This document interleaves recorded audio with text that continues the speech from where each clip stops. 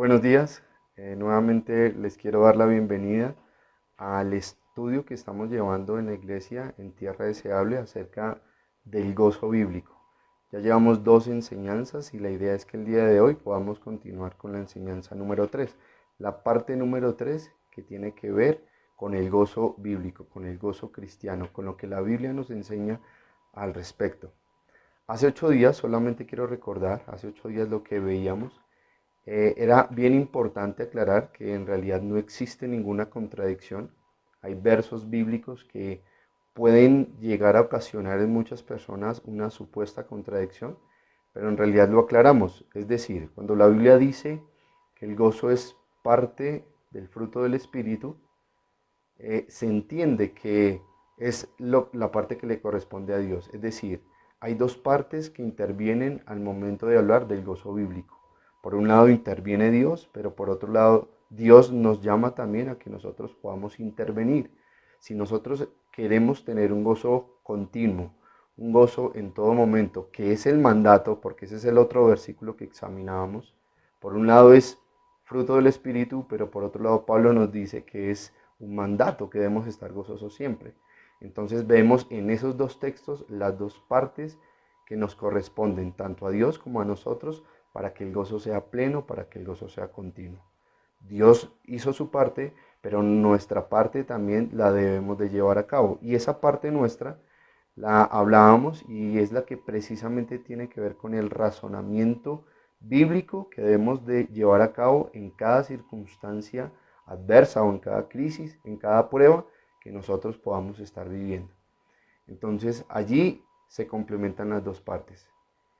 Eso fue lo que hablamos hoy hace 8 días, pero la idea es que hoy podamos continuar, podamos seguir hablando de este tema que ha despejado tantas dudas, que ha aclarado nos ha aclarado tanto para continuar, para llevar una vida que agrade al Señor como debe ser. Pero antes que nada, los voy a invitar a que podamos hacer una oración. Pongamos este momento en las manos de nuestro Dios, que sea Él que nos dirija y su Santo Espíritu obrando en cada una de nuestras vidas. Los voy a invitar a que podamos orar. Señor, te damos gracias en esta mañana porque nos permites una vez más venir a escudriñar tu palabra, a recibir el conocimiento necesario. Gracias porque sabemos que todo viene de parte tuya. Gracias porque sabemos que sin ti nada es posible. Te pedimos ahora que nos des la claridad, que nos dirijas estos minutos, este tiempo, Dios, en tu preciosa palabra. Ayúdanos, Dios, danos la fortaleza, quita la distracción. Permítenos que verdaderamente esta palabra la podamos interiorizar, razonar, meditar con todo lo que tú nos has venido enseñando y así poder perseverar en ese gozo, el cual es un mandato, el cual es una orden, en el cual todos nosotros debemos siempre caminar. Te lo pedimos por favor, ayúdanos y dirígenos. Amén y amén.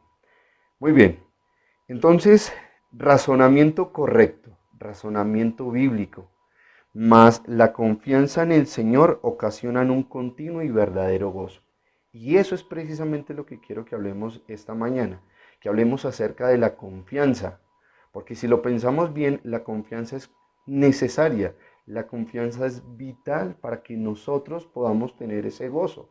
Si nosotros no confiamos en el Señor, entonces difícilmente vamos a vivir ese mandato. Necesitamos confiar en el Señor, no solamente razonar bíblicamente, sino que aparte de eso necesitamos confiar.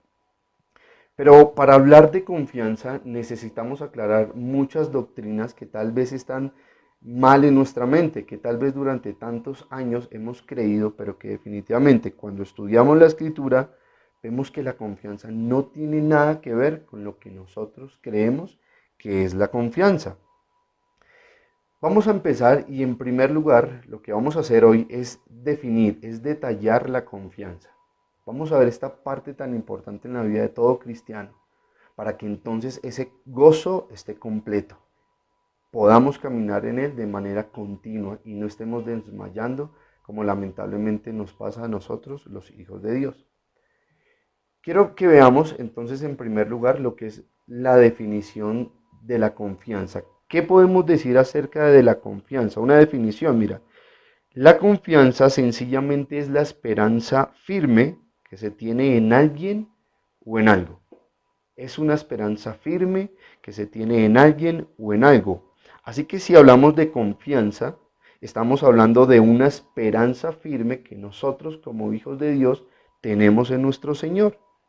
Y si hablamos de una esperanza, lógicamente estamos hablando de algo que nosotros no poseemos, de algo que nosotros no tenemos, sino que vamos a tener. Es decir, estamos hablando de algo que sucederá, que ocurrirá.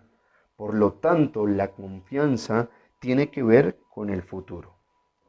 Eso, por decirlo así, y para poder entrar en detalle, es lo que podemos dar a una definición de lo que es la confianza. Es la esperanza firme que se tiene en alguien o en algo. Estamos hablando de algo futuro, de algo que aún no ha ocurrido, sino que esperamos que suceda. Ahora, ¿qué entiende la iglesia de Dios? ¿Qué entiende la iglesia cristiana hoy en día acerca de lo que es la confianza? Pensemos, si le preguntamos a los cristianos hoy en día acerca de que si confían o no confían en Dios, ¿qué crees tú que van a contestar la mayoría de ellos? Por supuesto, ellos nos van a decir que sí, que efectivamente confían en Dios. La gran mayoría contestará que confía plenamente en Dios. Pero la pregunta más acertada sería, ¿cómo aseguras, cómo estás convencido, cómo crees que realmente lo que tú dices confiar en Dios es confianza en Dios? O lo podemos más bien plasmar de esta manera. ¿Cómo sabes que a lo que tú llamas confianza es realmente confianza? Y es desde allí donde quiero partir. Porque lamentablemente llevamos mucho tiempo nosotros caminando con Dios, creyendo que confiamos en Dios, pero tenemos una idea equivocada, completamente alejada de lo que la Biblia nos enseña. Porque de manera errónea, mira, los cristianos, los creyentes, creen que confían en Dios por las siguientes razones. Un cristiano cree que confía en Dios porque él ve que en su vida las cosas están bien, no tiene ninguna necesidad, gracias a Dios tiene un trabajo, gracias a Dios tiene unas entradas, tiene una seguridad, las cosas van bien, está bien de salud, todo está correcto. Entonces, ese bienestar lo que produce en el creyente es que confíe en Dios. Pero mira de dónde parte su confianza, en que tiene seguridad y certeza de que las cosas marchan bien. Y esto es lo que le pasa a la mayoría de los cristianos. Por cuanto todo está bien a su alrededor, entonces tienen una confianza y una seguridad en su Señor. Otras personas dicen que sí, que efectivamente confían en Dios porque ellos ven su actuar, ven que están haciendo las cosas correctas, ven que están haciendo entonces lo que se les enseña y ellos creen que como están actuando correctamente, entonces Dios, que es justo, va a actuar de acuerdo a las buenas obras y a las buenas prácticas que ellos están llevando a cabo. Entonces, eso de alguna manera es lo que el cristiano, lo que el creyente entiende que es confianza, o más aún, es así la manera en la que un cristiano confía en Dios, porque todo le está yendo bien, porque tiene todo a su alrededor equilibrado, porque no tiene preocupaciones, porque sus hijos están bien y entonces por esa razón confía en Dios. O más aún, confía en Dios porque en su presente cree que las cosas las está haciendo de manera correcta y por lo tanto Dios no tiene ninguna razón para no contestarle, para no darle lo que él está buscando, lo que ella está buscando. Y por esa razón, entonces confían en Dios. Yo confío en Dios en que todo me irá de maravilla. Pero realmente, y es una pregunta, ¿crees tú que esto es confianza en Dios? ¿Crees tú que esto es lo que la Biblia nos habla a nosotros acerca de la confianza? ¿Será lo correcto? ¿Será que esa es la manera? Esa es la perspectiva con la que nosotros miramos a Dios, la que nosotros podemos confiar en Dios. Pero ¿qué ocurre cuando nosotros tenemos el contexto bíblico, leemos la escritura y nos encontramos pasajes como por ejemplo aquel que dice que nosotros como creyentes vamos a tener días buenos como también vamos a tener días malos y que tanto los buenos como los malos provienen del Señor? Entonces, ¿qué si tú te encuentras con una temporada de días malos? ¿Significa que vas a dejar de confiar en el Señor? Porque entonces se va la paz, se va la seguridad, porque entonces se va el bienestar que tenías. ¿Te das cuenta cómo no cabe dentro del plano espiritual el concepto tan pequeño, tan corto, tan reducido, tan lejos de la Biblia que el creyente común tiene acerca de la confianza? Por lo tanto, cuando se presenta el tema del gozo, y hablamos que es un mandato que debemos de llevar a cabo, que si no estamos gozosos de manera continua, estamos pecando, lógicamente eso se convierte en un conflicto en el corazón de aquel o de aquella que quiere cumplir ese mandato. Y se convierte en un conflicto porque lo ve sin la confianza por delante, es decir, le va a costar mucho porque de alguna u otra manera no llega a confiar en Dios como debe de confiar y por lo tanto, así quiera estar gozoso, no lo va a poder hacer. O entonces, si colocamos el otro caso, si entonces confiamos en Dios porque estamos esperando que por nuestro buen actuar vamos a recibir cosas de parte de Dios, ¿qué pasará el día que no recibamos lo que estamos esperando? Entonces vamos a pensar que Dios es injusto porque no nos da lo que según nosotros merecemos. Todo se convierte en un dilema, si lo podemos llamar así, todo comienza a ser una controversia por no tener claro lo que es la confianza. Mira, tú escuchas a muchas personas decir, yo confío en Dios en que Él me va a ayudar. Yo confío en Dios en que Él me va a sanar. Yo confío en Dios en que Él va a hacer lo imposible. Pero en realidad nosotros durante mucho tiempo creímos, o personalmente yo creí, que esa era la confianza. Hablar de esta manera, profesar con mi boca, hablar, decir que yo verdaderamente confío en Dios. Y entonces colocaba ciertos aspectos de mi vida en sus manos porque mi confianza en Él era más que segura. Y creía que eso era todo, que esa era la confianza que yo debía de tener en Él. Y entonces a eso iba y remataba con una oración, buscaba al Señor, me postraba delante de Él. Y le decía, con mis palabras, honestas por supuesto, que confiaba en Él. Pero estudiando la Escritura me di cuenta que no funciona así, que no es de esa manera. Lo que en este caso o en estos ejemplos que acabo de colocar, lo que sencillamente muchos cristianos hacen, tal vez sin mala intención, pero sí ignorando lo que la Biblia habla, lo que muchos hacen al hablar de esta manera es que sencillamente están hablando lo que ellos en realidad desean que pase en sus vidas. Que Dios los sane, que Dios haga maravillas con ellos, con sus hijos, en su familia. Es decir, son palabras que únicamente expresan los buenos deseos que ellos tienen para su vida, lo que ellos desean, lo que ellos anhelan que pasen con ellos y con los que están a su alrededor. Pero esto no es confianza. Mira, yo he escuchado muchos casos y me he encontrado también con algunos a manera personal. Recuerdo uno que escuché, pero es algo que se ve en muchos lugares.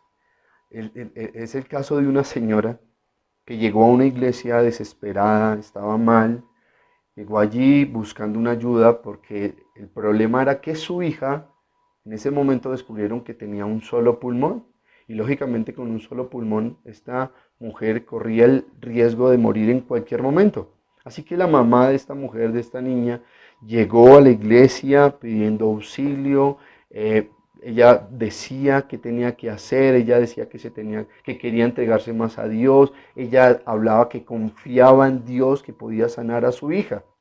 Así que la recibieron en la iglesia y le dijeron lo que ella, según las palabras que ella misma profesaba, debía de comenzar a hacer. Entonces le dijeron, lo primero es que te congregues, lo primero es que recibas al Señor, que hagas esta oración. Esa mujer hizo todo lo que le indicaban. Pasó algún tiempo, se estaba congregando, pasó algún tiempo, llegó a la iglesia con mucha alegría, estaba feliz, comenzó a hablar en medio de un servicio y su testimonio fue, Dios ha contestado. El último examen que le practicaron a mi niña arrojó como resultado que ya tiene los dos pulmones. Lógicamente fue una alegría, fue un momento de mucho entrega, fue un momento de mucha, de compartir, de comunión entre todos. La alegría que producía ese momento, que su hija ya tenía ese pulmón. Pero ¿qué pasó después de algunos meses? Que esta mujer que profesaba esa confianza en Dios, en realidad terminó apartándose de la iglesia. En realidad no volvió a congregarse. ¿Y qué fue lo que pasó?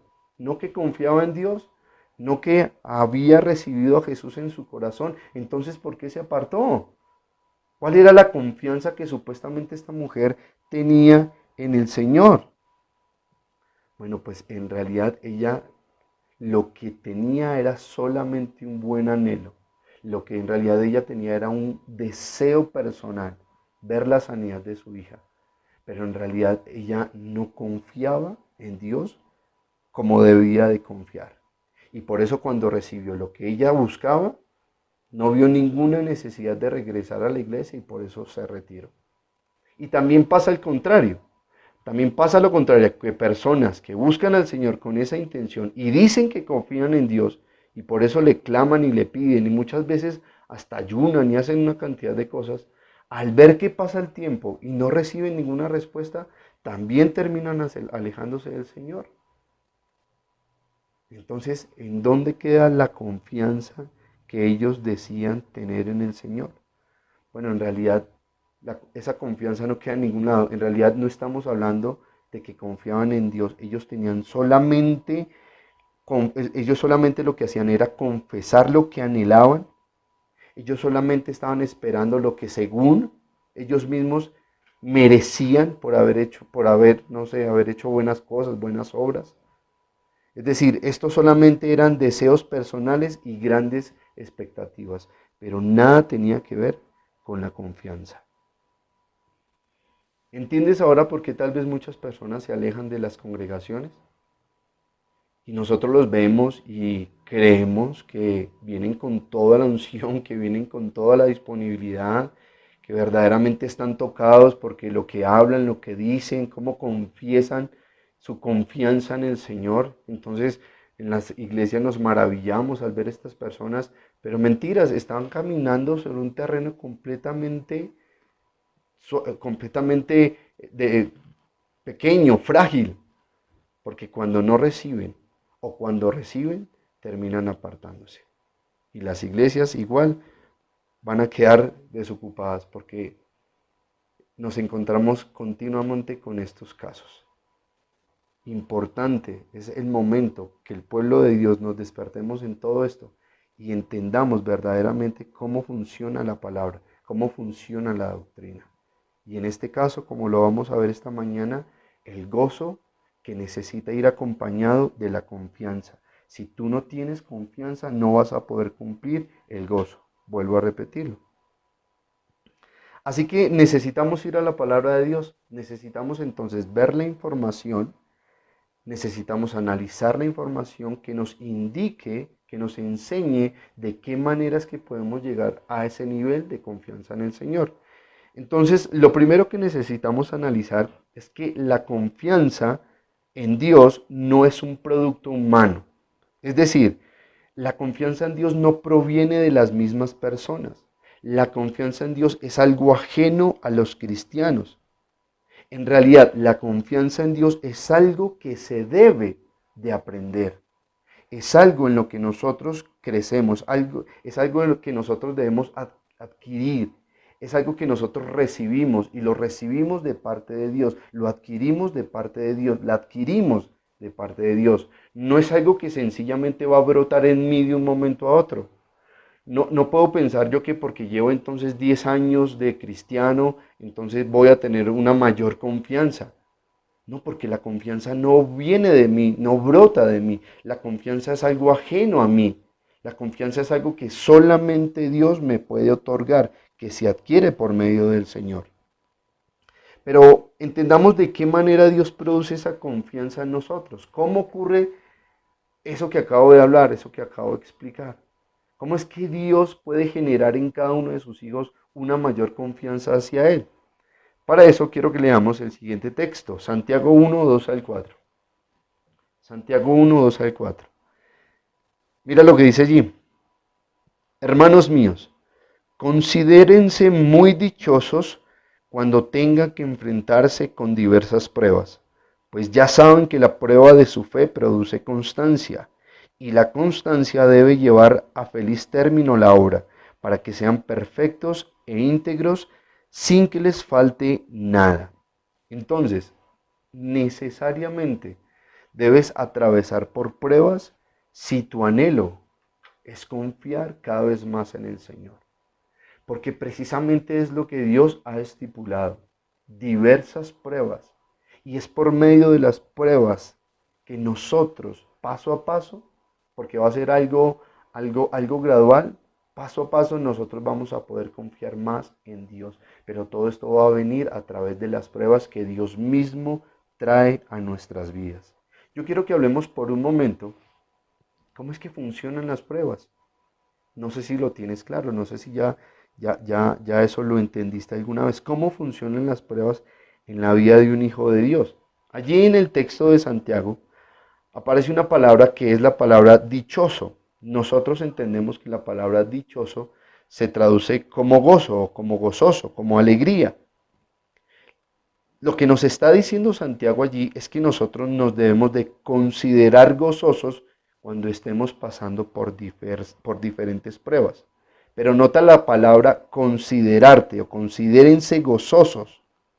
Nosotros mismos nos debemos de considerar gozosos. Es algo que nosotros debemos de hacer. No que si sentimos, no, sino que debemos de considerarnos desde el momento que estamos atravesando una prueba dichosos. No que si sientes, no, considérate dichoso. Es decir, considérate gozoso. Pero si nosotros pensamos y somos sinceros, a la verdad ninguna prueba nos produce gozo. Las pruebas no podemos decir que entonces nos producen alegría, festejo, no, en realidad, si somos muy honestos, lo que nosotros podemos llegar a concluir es que una prueba lo que produce es miedo. Y por consecuencia ese miedo lo que va a ocasionar en nosotros es angustia. ¿Y por qué ocasiona angustia? Porque no tienes ni idea de lo que va a pasar contigo. No sabes absolutamente qué vas a hacer. No sabes si vas a poder salir de la situación o no vas a poder salir. No sabes si vas a poder resolver lo que te está pasando, o si sí o si no. Entonces, en realidad, una prueba lo que produce es miedo, lo que produce es angustia. Entonces, ¿por qué Santiago? ¿Cuál será la razón para que Santiago nos diga, considérense dichosos cuando estén pasando por diversas pruebas? Si en realidad la prueba lo que produce es miedo, produce es angustia. Y en eso nos insiste Santiago.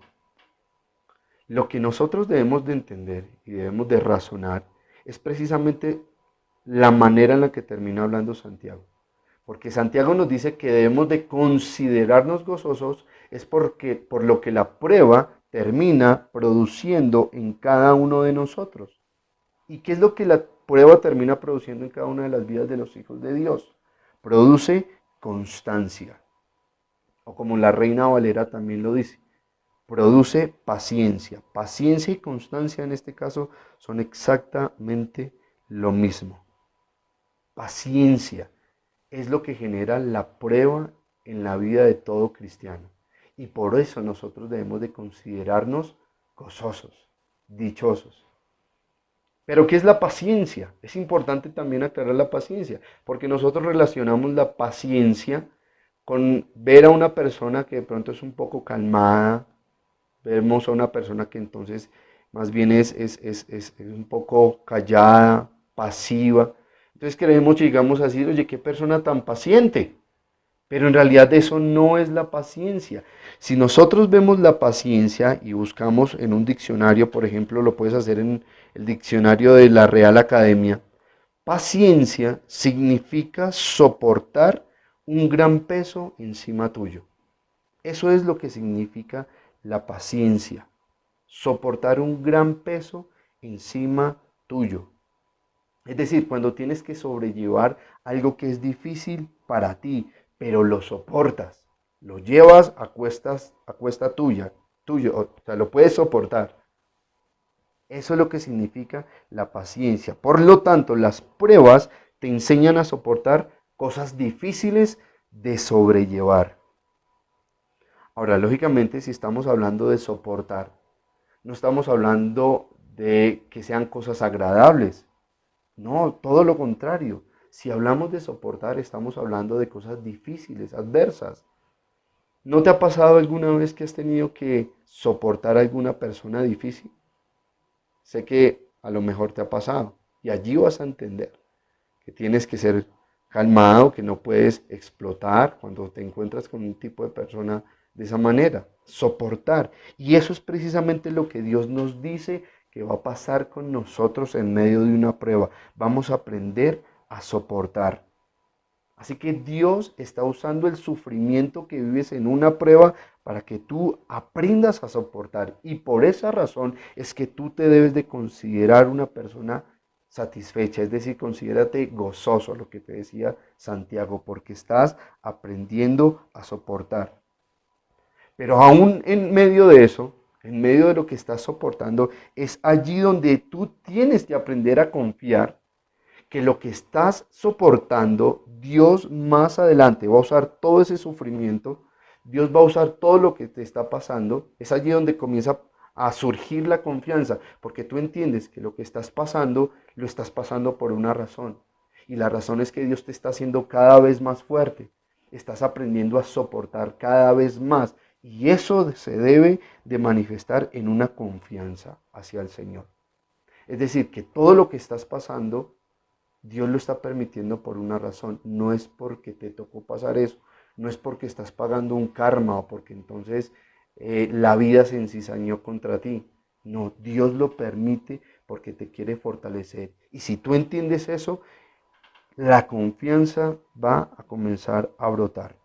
Y entonces, como lo hemos hablado desde un comienzo, vas a poder tener gozo. Pero por supuesto a nosotros nos cuesta mucho soportar. Es difícil para cualquiera de nosotros el poder aguantar un peso que es, pues, que es colocado encima de nosotros. No queremos soportar las cosas, porque a nuestro punto de vista tal vez lo que estamos viviendo es algo insoportable, es algo muy difícil. Y lo que comenzamos a hacer en realidad es pedirle a Dios que nos quite esa prueba. Le comenzamos a decir a Dios cosas como, Señor, no puedo más, esto está muy difícil, aparta esto de mí. Señor, por favor, escúchame. Dios, resuélvelo. Son las palabras nuestras, son las palabras que generalmente se escuchan en medio de una prueba, porque para nosotros es muy difícil soportar, nos cuesta mucho. Pero Dios sabe que no te va a quitar lo que está pasando en tu vida. Dios entiende que lo que estás pasando es lo mejor que te puede pasar, porque está haciendo de ti una persona paciente, es decir, alguien que aprende a soportar lo que viene a su vida. Es como, yo sé que lo has visto, es como, funciona como con un físico culturista, estas personas que levantan peso y quieren músculo. La vida cristiana es de esa misma manera. Si estos hombres o estas mujeres que quieren ser físico-culturistas quieren ver más su cuerpo marcado y más músculos, ellos entienden que el peso que deben de ir levantando cada vez más debe ser mayor. No pueden seguir levantando siempre el peso porque entonces no se va a ver ningún resultado. Ellos van a tener que esforzarse más. De la misma manera ocurre en la vida de los cristianos. Dios nos irá colocando cada vez más diferentes tipos de pruebas para que vayamos soportando. Y esto con la intención de que a la larga aprendas a confiar en Él, que puedas descansar en Él. Entonces, ¿cuál debe ser nuestro enfoque en las pruebas? Ay, Señor, que esto pronto acabe, que esto se acabe ya, que esto ya se termine. No, ese no debe ser nuestro enfoque. Nuestro enfoque es que aquella situación no va a acabar contigo. Aquel problema, aquella crisis no te va a destruir. Y allí es donde aparece la confianza. La confianza tiene que ver en que Dios hará que soportes lo que estás pasando. Que no vas a terminar completamente acabado, que no vas a acabar por el suelo, sino que tú sabes que Dios hará que tú soportes la situación que estás pasando. Mira, todas las personas tenemos dificultades, todas las personas tenemos pruebas. No estamos hablando que solamente les pasa a los hijos de Dios, pero sí en los hijos de Dios se produce una gran ganancia, porque en los hijos de Dios la prueba produce esa paciencia, que soportes cada vez más. Pero si tú lo piensas, por lo menos en la vida de un converso, ¿qué es lo que produce una prueba? Ellos no tienen de qué aferrarse. Y es por eso que en la prueba, en una prueba un inconverso fácilmente puede terminar acabando con su propia vida. Puede terminar perdido en un vicio. No sé, puede llegar a explotar de tantas maneras, matando a otros, hiriendo a otros. Esa es la manera en la que explota una persona que no conoce a Dios porque no tiene de qué aferrarse. Pero nosotros, en cambio, sí tenemos a nuestro Señor. Y entender que lo que Él está haciendo es que aprendamos a soportar, definitivamente va a ocasionar en nosotros una mayor entrega, una mayor confianza. Porque Él nos ha dicho que nos guardará sin caída definitiva, por supuesto, porque lógicamente en momentos vamos a sentir que desmayamos, nos vamos a desanimar, pero Él nos garantiza que vamos a salir al otro lado. No vamos a tener una caída definitiva o total. Entonces, al entender mejor por qué Dios permite las pruebas, ¿qué podemos nosotros llegar a concluir? Mira, podemos concluir que Dios permite la prueba para que yo aprenda a soportar. Dios hará que yo pueda permanecer firme sin importar la situación que yo esté pasando. Él va a hacer que yo permanezca firme. Y todo este proceso lo que genera en un creyente es que aprenda a confiar plenamente en su Señor. Eso es lo que podemos concluir en medio de una prueba. Por lo tanto, como lo dije al comienzo, la confianza es algo que Dios mismo produce en nosotros, pero como te das cuenta es algo que se adquiere. La confianza en Dios es algo que se aprende. No es decir solamente yo confío en Dios. Claro que no, no funciona de esa manera. Funciona como lo estamos aprendiendo. Dios llevará a sus hijos por diversas pruebas para que a la larga aprendamos a confiar en Él. Luego de esta primera parte y de entender un poquito más este tema de la confianza, quiero que vayamos a un texto donde nos encontramos un caso muy conocido y vamos a ver ilustrado todo lo que hemos estado hablando hasta el momento. Y ese texto lo encontramos en Mateo 14, 30 al 31. Mateo 14, del 30 al 31. Dice así: pero al sentir el viento fuerte, tuvo miedo y comenzó a hundirse. Entonces gritó: Señor, sálvame. Enseguida Jesús le tendió la mano y sujetándolo, lo reprendió: hombre de poca fe, ¿por qué dudaste? Pedro estaba caminando sobre el agua, sobre las aguas. Hemos escuchado este pasaje muchas veces. Sin embargo, él siente el viento fuerte, siente el viento en su cara, siente el viento en su cuerpo y en ese momento empieza a dudar. Cuando llega la duda, dice la palabra que él se empieza a hundir. Sin embargo, mirando este texto, comienzan a surgir ciertas preguntas, ciertas dudas de lo que estaba pasando en ese momento. Vuelvo a decir, quiero usar este pasaje para poder ilustrar lo que hasta el momento hemos hablado de lo que es realmente la confianza. Pero lógicamente no podemos pasar de largo que surgen unas preguntas al leer este pasaje, estos versículos. Y la primera de ellas es, estamos hablando de Pedro, un pescador con mucha experiencia, con muchos años en el trabajo. Había crecido en todo lo referente a lo que es un pescador. ¿Crees tú que Pedro no sabía nadar? Es decir, el requisito básico para una persona que se quiere dedicar a este oficio es que por lo menos sepa nadar. ¿Qué tan probable es que un pescador no sepa nadar? Por simple lógica, cualquiera puede llegar a deducir que un pescador tal vez no sepa muchas cosas, pero nadar definitivamente sí lo sabe hacer. Así que Pedro no sabía nadar. Es más, tenemos citas bíblicas, tenemos otras referencias que nos muestran que efectivamente Pedro sí sabía nadar. Una de ellas la tenemos luego de la resurrección del Señor, cuando en la playa les está asando un pescado a los discípulos lo ven a lo lejos, Pedro sabe que es su Señor, su Maestro, y él mismo dice dice la palabra allí que él se lanza de la barca y que nadando llega a la playa. Entonces Pedro sí sabía nadar, tenemos plena seguridad, podemos decir con toda certeza que él sabía nadar. Y si eso es así, entonces ¿por qué Pedro le grita a Jesús que lo salvara cuando se estaba hundiendo en el mar? ¿Acaso él no podía nadar y sencillamente llegar a la barca y ya estaba? No había por qué preocuparse más. Eso es algo que surge, es una incógnita. Pero bueno, también surge lo siguiente, los demás discípulos tampoco sabían nadar porque ellos eran testigos de todo lo que estaba pasando. ¿Por qué ninguno lo ayudó? Estas personas también eran pescadores, también habían crecido en esa misma región. Tenían que ver todo con el agua, con la pesca. Por supuesto que también debían de saber nadar. Sin embargo, ninguno de sus conocidos se lanzó al agua para ayudarlo. Pedro estaba completamente solo. No había nadie que lo rescatara. Pero ¿por qué no lo hacían ellos? Porque sus mismos amigos, con las personas que compartía su trabajo, no se lanzaron a ayudarlo.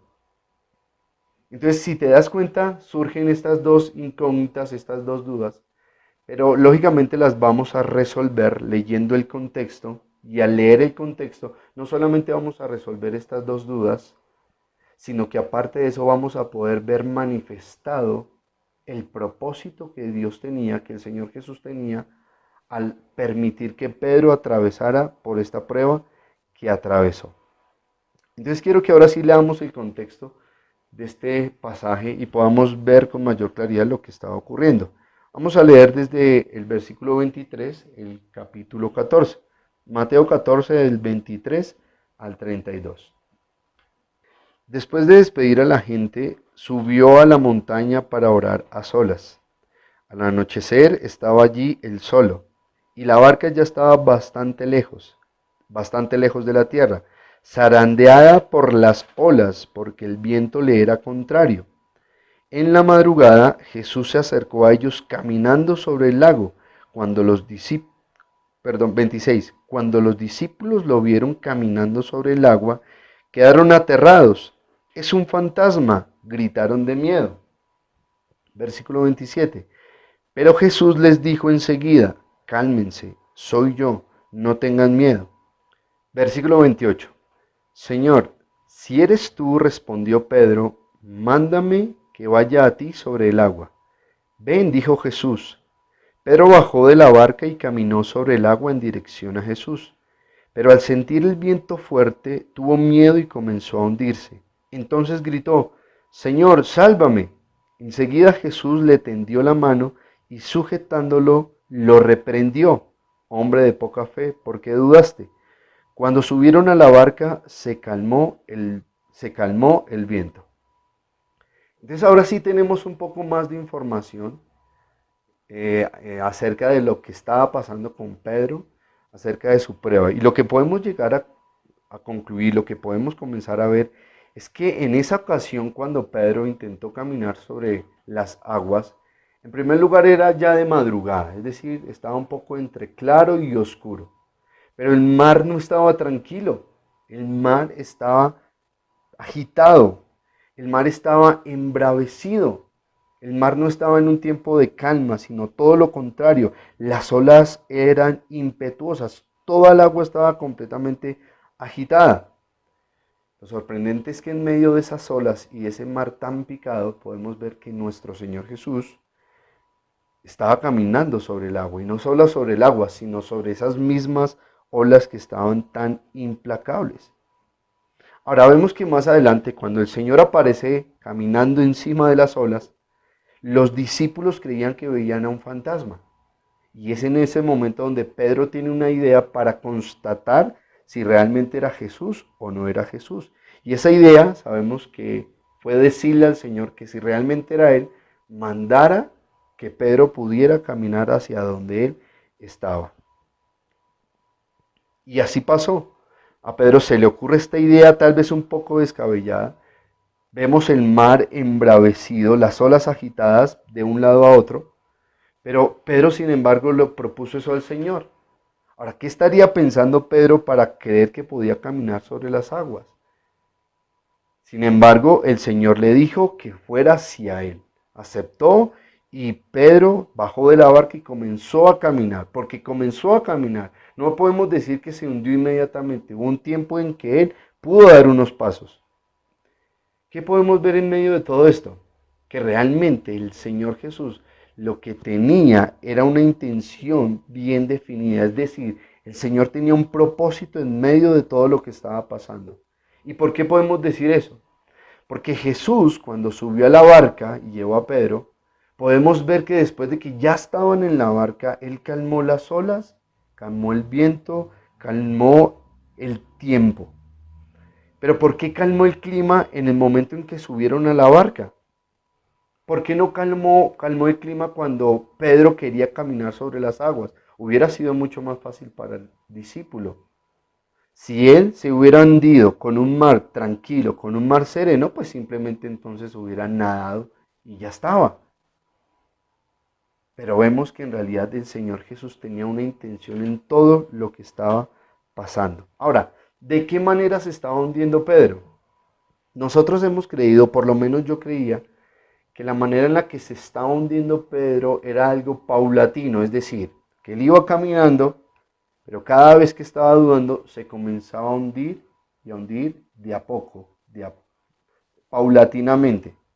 Pero si tú ves en realidad el original y buscas allí la palabra que se describe para hundirse, lo que estaba pasando con él, cuando estudias y buscas esta palabra te das cuenta que significa arrojar algo, lanzar algo. Y si tú arrojas algo, lanzas algo sobre el agua con el peso necesario, te vas a dar cuenta que ese objeto o lo que lanzaste no se va a comenzar a hundir paulatinamente, sino que se va a hundir de manera inmediata. Entonces, esa era la manera en la que Pedro se estaba hundiendo. Él no se estaba hundiendo paulatinamente, sino que se hundió de inmediato. Y por eso el temor que Pedro manifestó en ese momento era porque tenía la posibilidad de morir ahogado en medio del mar. Fue de inmediato y por eso su temor, el agua lo cubrió de manera completa y él podía ser el mejor nadador, el más experto, pero hasta los más expertos nadadores saben y reconocen que si están en medio de un mar embravecido, no importa todas las técnicas que uses, no importa todo el conocimiento que tengas, vas a terminar ahogado, porque ante un mar tan agitado, ante un mar tan picado, nada se podía hacer.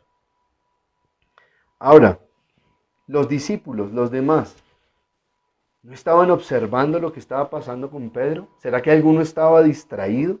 ¿Será que alguno no se había dado cuenta de lo que estaba pasando? Por supuesto que no, todos sabían lo que estaba pasando. Pero entonces, ¿por qué ninguno se lanzó a ayudarlo? Porque ellos sabían muy bien el riesgo que corrían si se lanzaban en ese momento a rescatarlo.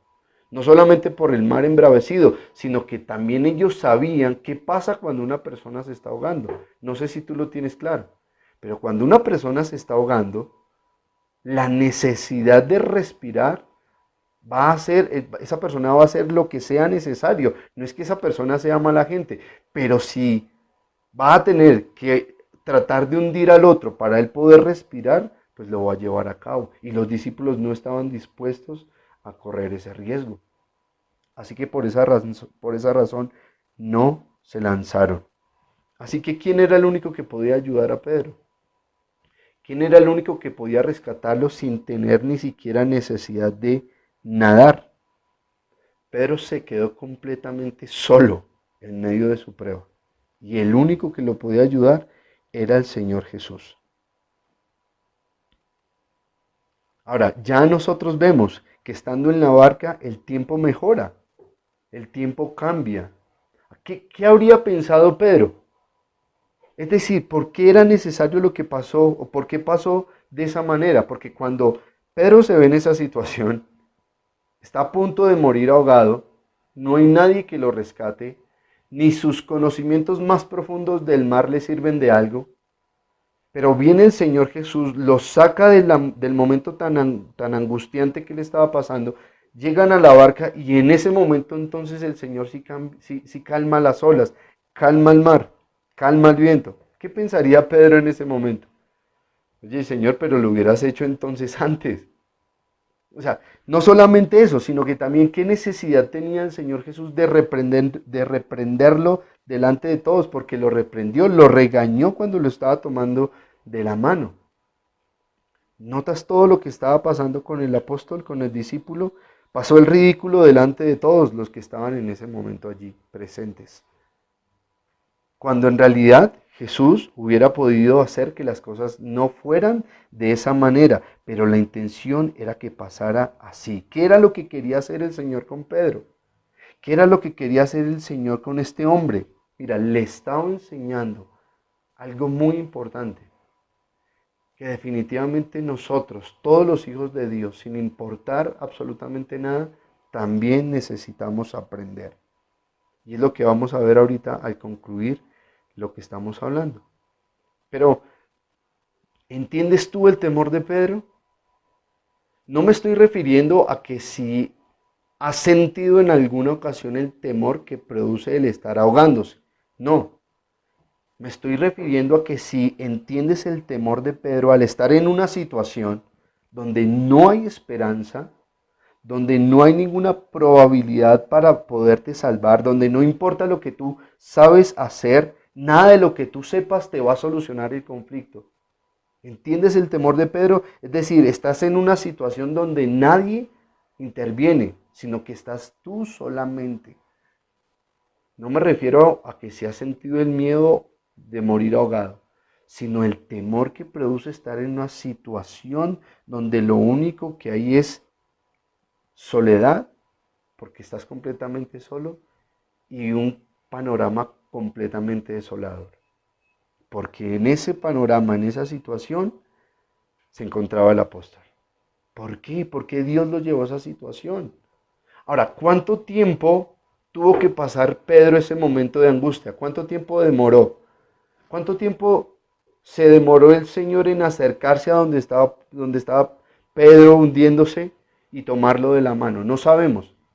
Es decir, la Biblia no dice exactamente cuánto tiempo pasó, pero aunque no se dice cuál fue el tiempo, lo que sí sabemos es que fue el momento exacto que el Señor tenía planeado. Es decir, el Señor sabía que Pedro no iba a morir en esa ocasión.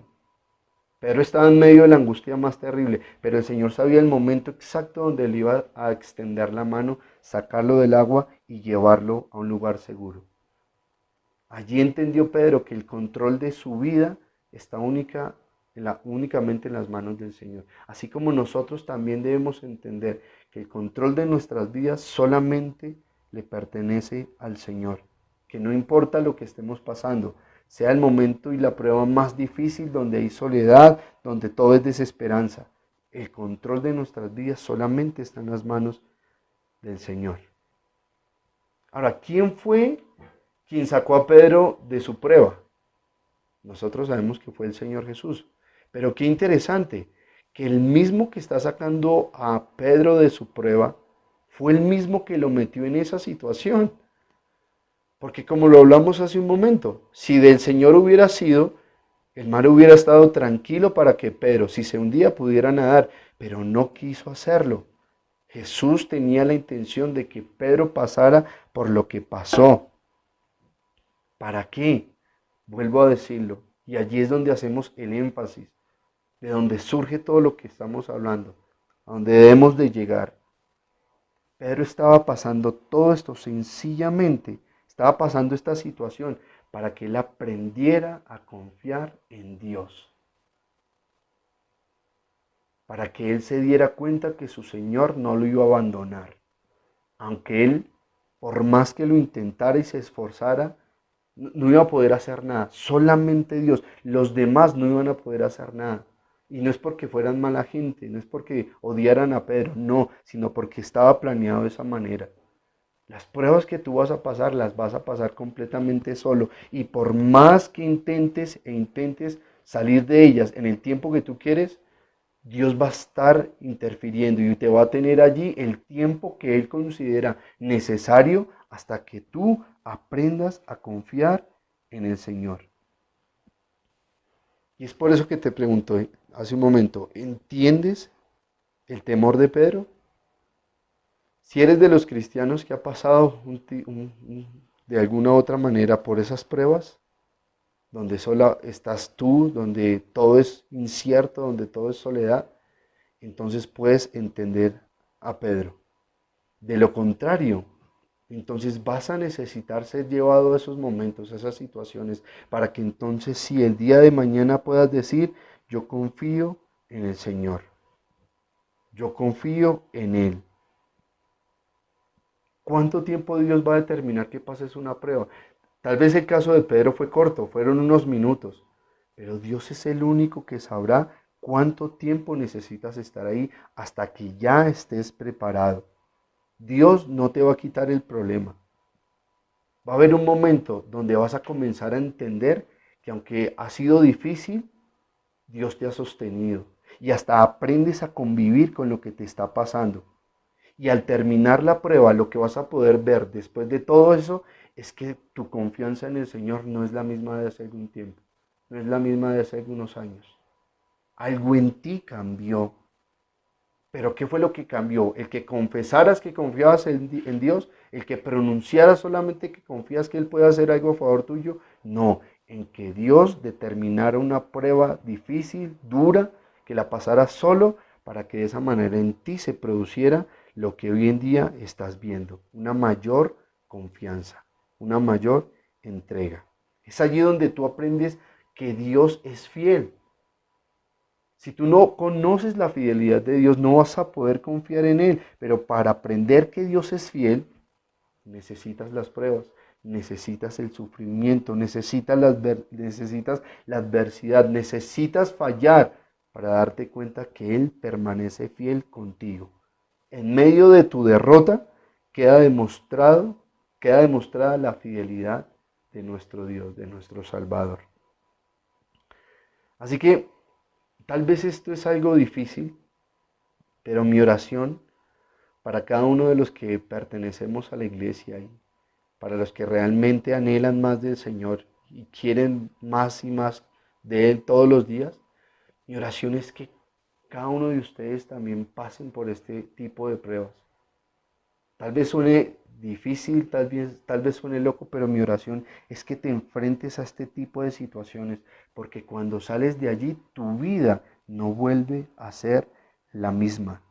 Definitivamente es cuando se reconoce y se ve a un cristiano mucho más maduro, mucho más entregado y apasionado por las cosas del Señor. Difícilmente una persona que no tiene este tipo de pruebas va a poder confiar en el Señor. Es esta la manera que Dios estipuló. Así que, ¿qué necesitamos pedirle al Señor? ¿Qué necesitamos clamarle? Que no solamente tengamos el conocimiento. Claro que el conocimiento es útil y ha sido de gran bendición para nuestras vidas. Pero no solamente el conocimiento es lo que necesitamos vivir en carne propia lo que la palabra de Dios nos enseña, lo que la palabra de Dios nos dice. Mira, unos, hablando de los cristianos, solamente tienen el conocimiento, pero entonces este conocimiento lo que va a hacer es llenar y llenar sus cabezas. También otros, tal vez no, a lo mejor no tienen el conocimiento, pero sí tienen muchas adversidades, es decir, han tenido muchas pruebas, han tenido muchas vivencias con Dios, han sido tratados en muchas cosas, pero por falta de conocimiento, esas personas tal vez viven cosas seguidas, pero como no saben la palabra, no tienen claro la escritura, entonces no saben para qué tuvieron que pasar eso, por qué les pasó lo que les pasó. Y muchas veces estas personas sin conocimiento, pero muy experimentadas en estas pruebas con el Señor, terminan cometiendo errores y terminan haciendo doctrinas de sus experiencias. Entonces necesitamos las dos cosas.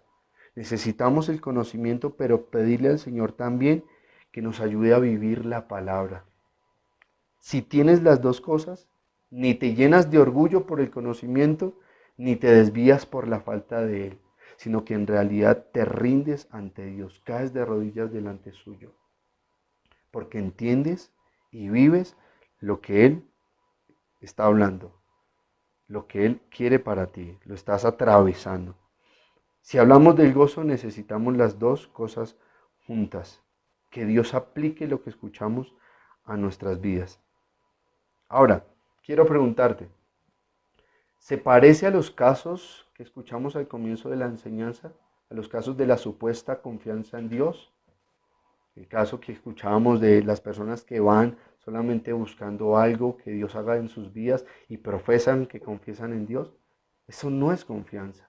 La confianza genuina la vamos a ver allí. Por eso mi oración es que todos podamos atravesar este tipo de pruebas, porque sé que allí vamos a poder soportar pacientes y esa paciencia lo que va a generar en nosotros a la larga va a ser una mayor confianza.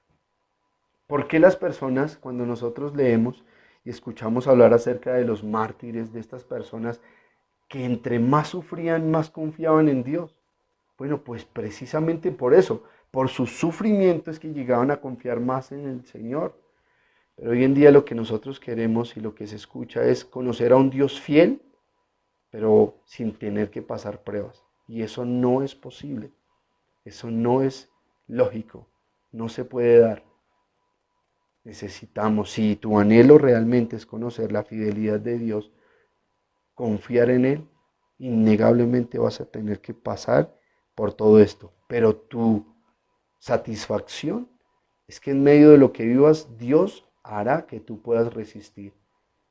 Dios pondrá cargas pesadas en tu vida, pero Él mismo hará que puedas, permitirá que puedas tú soportarlas. No te destruirán. Tendrás momentos difíciles, pero a la larga Él te llevará al otro lado. Y cuando termines, te darás cuenta que aprendiste a confiar mucho más en tu Señor. Y en ese momento, cuando veas eso real en tu vida, es donde el gozo va a mantenerse. Donde el gozo no va a ser ocasionalmente, sino que el gozo va a estar a toda hora muy presente. Y me gustaría cerrar sencillamente hablando de algo personal, porque esto que les estoy hablando no solamente está en la palabra, sino que ya también de alguna u otra manera lo he vivido muchas veces en mi vida. Y he podido constatar en momentos de adversidad, de pruebas. Hubo un tiempo donde pasé grandes pruebas a nivel familiar, en mi propia casa, con mi propia esposa. Pasé duras pruebas, momentos difíciles, donde aún muchas veces la misma familia, los más cercanos, los más allegados, brillaron por su ausencia. Pero es allí, en medio de la angustia, en medio de la dificultad, cuando yo creía que eso me iba a enterrar, que eso iba a acabar conmigo, que no lo iba a poder soportar, es donde me di cuenta que Dios obró a favor mío, que Dios operó. Y después de ello puedo ver que confío más en mi Señor. Y hoy en día siguen llegando pruebas, pero esas primeras pruebas difíciles, complicadas, me enseñaron lo que hoy en día le pido al Señor que puedan aprender aquellos que tal vez no lo han vivido. Y es allí donde el cristianismo da un cambio definitivo. Es donde el cristianismo se ve de otra manera, donde el gozo va a ser verdadero, va a ser contigo. Así que quiero concluir pidiéndole al Señor en medio de una oración que esto pase, que realmente el conocimiento llegue a ser manifestado, lo que aprendemos se materialice a través de lo que vivimos en el día a día. Pero es más, tampoco podemos ignorar lo siguiente, que aún así ni se lo pidamos al Señor. Si estamos hablando de un verdadero hijo de Dios, ten por seguro que ese momento te va a llegar. Que no te sorprendas cuando eso te esté pasando, sino que medites, razones con la información bíblica, la información que Él te está entregando y entiendas que lo que estás viviendo es porque Él lo permite para que soportes y así se genere una mayor confianza en Él. Así no se lo pidas, si eres su hijo, va a pasar tarde que temprano. Pero si oramos conforme a su voluntad, sabemos que Él lo hará y tal vez vendrá eso a en un tiempo más cercano. No lo sabemos. Eso solo está en la soberanía de Dios. Pero ahora entendiendo este punto tan importante como lo es la confianza, quiero invitarlos a que podamos orar y le podamos pedir al Señor por lo que aprendimos. Vamos a orar, vamos a cerrar nuestros ojos y vamos a pedirle a nuestro Señor. Padre Santo, te damos gracias esta mañana por lo que nos has enseñado. Gracias por tu preciosa palabra. Gracias por la claridad que nos das. Gracias por la confianza que has generado en cada uno de nosotros. Pero entendemos que la obra no ha terminado, sino que continuará. Ayúdanos, Dios, a ver las cosas con claridad. Ayúdanos, Dios, a que todos estos procesos de pruebas, de dificultad, las podamos ver con detenimiento y que confiemos y nos entreguemos en tus manos. Es importante, Dios, conocer al Dios fiel, al Dios que no nos abandona a pesar de nuestra infidelidad. Tú permaneces a nuestro lado y es donde vemos tu amor reflejado, y ese amor definitivamente nos lleva a una confianza más plena. Eso queremos ver, Dios, en nuestras vidas. Ayúdanos, ayúdanos a llevar siempre esto muy presente en nuestro corazón, en nuestro interior. Gracias, Padre, y te pido que ese gozo del cual comenzamos a hablar hace algún tiempo, podamos verlo manifiesto, podamos verlo cumplido, sin que se presenten más excusas en nosotros, sino que sea algo permanente. Gracias, Señor, te damos esta mañana y también te agradecemos por todas las personas que se han podido conectar a través de estos videos. Te pido, Señor, que nos des la perseverancia para poder seguir creciendo y que nos sigas dando la palabra, el entendimiento para seguir llevándolo a través de estos medios. Gracias, Dios. Amén.